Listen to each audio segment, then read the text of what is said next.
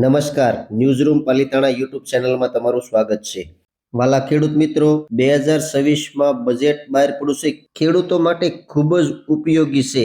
કેન્દ્રીય નાણાં મંત્રી નિર્મલા સીતારમણે નાણાકીય 2026નું બજેટ જોરદાર ખેડૂતો માટે ડબલ આવક થાય એવું બહાર પાડ્યું છે. કઈ રીતની આવક ડબલ થાય છે, સંપૂર્ણ વિગત હું તમને આ વિડીયોમાં દેવાનો છું. તો હજુ સુધી પ્લીઝ આપણી ચેનલને સબસ્ક્રાઇબ ના કરી હોય તો ફટાફટ આપણી ચેનલને સબસ્ક્રાઇબ કરી લો, જેથી કરીને નવી માહિતી તમારા સુધી પહોંચતી રહે. ખેડૂત મિત્રો, કેન્દ્રીય નાણાં મંત્રી નિર્મલા સીતારમણે નાણાકીય વર્ષ 2026નું બજેટ રજૂ કરતા ખેડૂતો માટે મોટી જાહેરાત કરી છે. ખેડૂતોની આવક બમણી કરવાના લક્ષ્ય સાથે સરકારે હવે પરંપરાગત ખેતી સાથે હોય વેલ્યુ ક્રોપ, ઉચ્ચ વેલ્યુ ધરાવતા પાકો અને આધુનિક ટેકનોલોજી પર ધ્યાન કેન્દ્રિત કર્યું છે. બજેટમાં નાળિયેર, કાજુ અને કોકોના ઉત્પાદનને વૈશ્વિક સ્તરે સ્પર્ધાત્મક બનાવવા માટે વિશેષ જોગવાઈઓ કરવામાં આવી છે. નાળિયેરની ખેતી કરતા રાજ્યોમાં જૂના અને ક્ષતિગ્રસ્ત વૃક્ષોને હટાવી નવી ઉચ્ચ ગુણવત્તાવાળી જાતોને વાવેતર માટે સહાય અપાશે.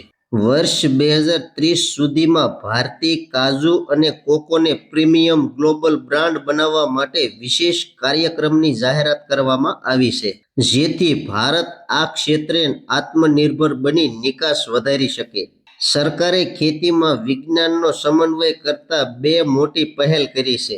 કૃષિ ઉત્પાદકતા વધારવા અને રોગ જીવાતની સચોટ આગાહી માટે ખેતીમાં AI આર્ટિફિશિયલ ઇન્ટેલિજન્સ ટેકનોલોજીનો ઉપયોગ કરવામાં આવશે.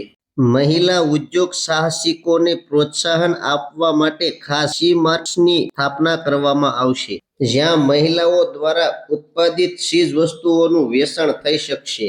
નાણાં મંત્રીએ મત્સ્ય ઉદ્યોગ ક્ષેત્રે ક્રાંતિ લાવવા માટે 500 નવા જળાશયો વિકસાવવાની જાહેરાત કરી છે. આ પગલાંથી જળચર પ્રાણીઓના સંવર્ધન અને માછીમારોની આવકમાં મોટો ઉછાળો આવવાની અપેક્ષા છે. તો વાલા દર્શક મિત્રો, સરકારે ખાસ નાળિયેરની ખેતી, કાજુની ખેતી અને મત્સ્ય ઉદ્યોગ ઉપર ખાસ ફૂલ ભાર દીધો છે અને એમાં ડબલ આવક થવાની ફૂલ સંભાવના છે.